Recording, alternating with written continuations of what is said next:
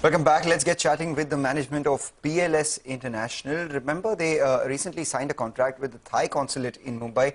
To tell us more about the deal, and also they recently reported their fourth quarter numbers as well. Revenues of over 250 crores. We did see their revenue growth of 75%, of course, on a year-on-year basis, came in on a favorable base as well. Shikhar Aggarwal joins in now to tell us the outlook for the business in FY23 as things look up, things open and travel's improving as well, alongside that non-travel business too. Thanks a lot, Shikhar. Always a pleasure speaking with you. Let's start with Thailand itself. What kind of revenue, what kind of volumes do you expect from this? And if you could tell us, how long is this contract valid for? See, Mangalam, as you know, today BLS International has already established itself in 66 countries and we are working with 46 client governments. We did 62 million applications as of 31st March 2022. So we have really grown as a company. Regarding this Thailand contract, as you know, we have already been working for the Thailand embassy in New Delhi. Our business is a growth-on-growth business model. So it is the first time the Thailand consulate in Mumbai has outsourced their visa services to us. With the Thailand embassy in New Delhi, with the opening of Thailand for travelers, we are already seeing a good traction with more than 100 applications per day coming in Delhi. So we expect to surpass that numbers in Mumbai. I think it all depends on how soon people want to start travel. We have started seeing traction, inquiries have already started to come in. So I feel this is just the start, and very soon we will also start working for Thailand embassies across different parts of the world. As I told you, it's a growth-on-growth business.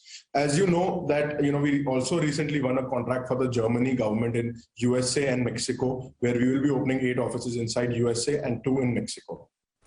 Okay, all right. You're sounding reasonably optimistic. Then, Shikhar, if I got that number right, you said last year you processed around 62 million. Is that correct?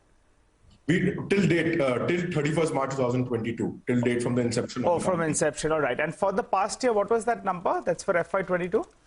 Correct. So FY22, Nigel, you will be pleased to know that we have achieved a revenue of 850 crores and a bottom line of 111 crore, which is the highest in the history of the company, still at only 60% of the capacity of the company. So we were at, from the 2019 level, we were only at 60% of the capacity. So we would have processed around 5 to 6 million visa plus citizen services combined. So as we go forward, this year itself, we expect the number to grow up. So revenue and the profitability of the company will increase from the existing businesses.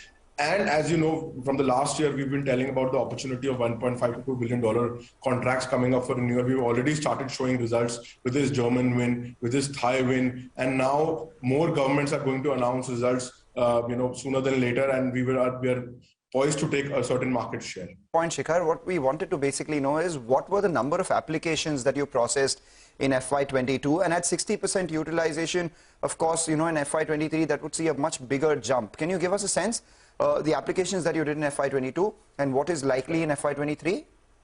I think we did around 7 to 8 million applications in FY22. Okay. And in 2019, we had done more than 15 million applications. I feel this year, as things are progressing, the application count is already improving, barring certain countries like China, which is still almost closed. Russia, we are still operating at only 1/4 of the capacity because of certain issues in terms of availability of flights and certain embargoes. So I feel when these countries also start opening in, the numbers should increase. But having said that, the reason we have reached this revenue and profitability is the per application revenue for us has increased drastically. So this year you expect to go to that 15 level, or you'll be closer to 13, 14, or maybe cross that 15 as well, given the number of offices you're opening? Correct. So I don't know about the 15 level because certain big geographies like China and Russia are still semi-closed. So those are the big numbers from where we get numbers. So depending on opening of those geographies, I think numbers should grow for us. All right. And what about the average revenue per application? What is that number approximately? So exactly number I don't have handy right now, but what I can tell you is that average revenue per application, we have increased almost 1.5 times from 2019 level. Okay, 1.5. So 1.5. Correct. It's 150 now. Okay, all right. 1.5. Oh, that's a big jump. That's 50% higher in comparison. So if you could do similar volumes to what you did in 2019, then that could translate to a big jump. That's at least, we are extrapolating those numbers. But you tell us, you did around 850 crores last year. For this year, what kind of a revenue number do you see you ending at? Very, very roughly. You could give us a broad band as well. And as you mentioned, you were at around 60% utilization levels. The world went into a bit of a tizzy because of those, wave 1, wave 2, etc. Currently, what is the utilization level on a blended basis? Go ahead.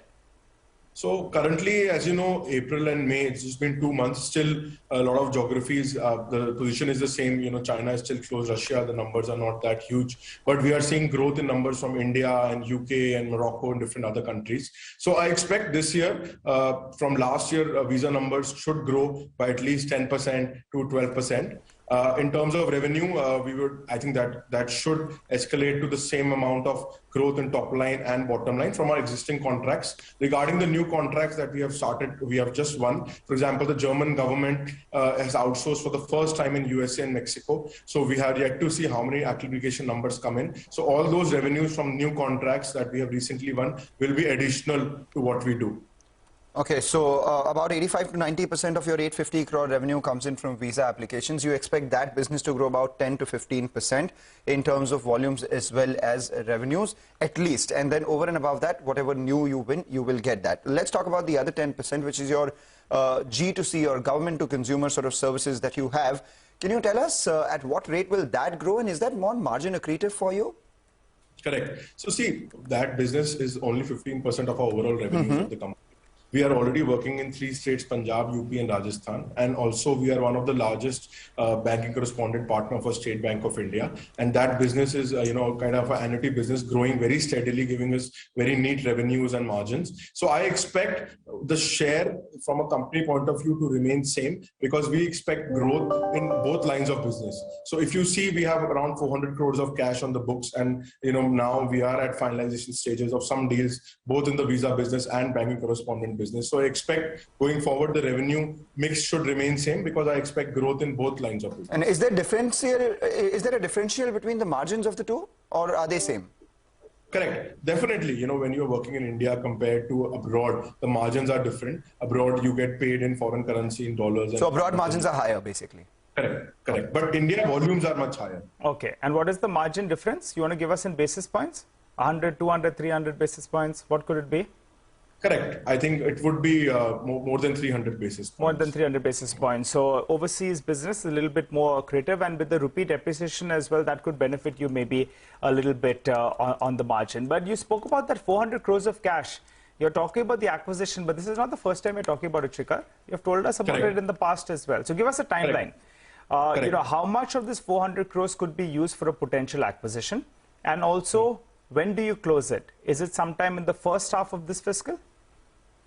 I think within the first 6 months, we are targeting at least 50% of this cash to be utilized in acquisition. All right. This is what I can do. A 200 crore acquisition is what you're eyeing in the first 6 months. Will that be one single acquisition, or will there be multiple small acquisitions? We will inform that when it is done. No, I mean, from your standpoint, what are you looking at right now? Are you looking at... We are looking at multiple opportunities. We have sizable opportunities which are at that scale, one opportunity also. And there are opportunities that combined also relates to that level. But you have 400 crore. If you have a lot of opportunities, why would you not then deploy all the 400 crores, get that 200 crore acquisition, and the others you can do piecemeal maybe, because anyway you're not giving out dividend more than 15, 16 crore rupees.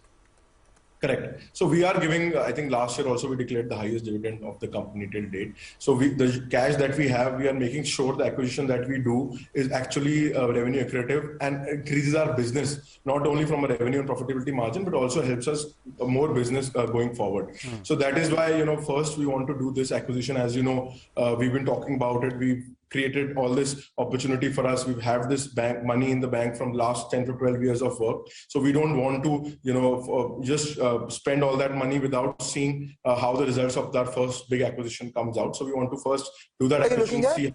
What areas are you looking at? Is it going to be banking finance, or is it going to be something to do with travel as well? Roughly, if you could explain, because you said you're looking at acquisitions that will increase your business. So will it increase your business in the same domain or other domains?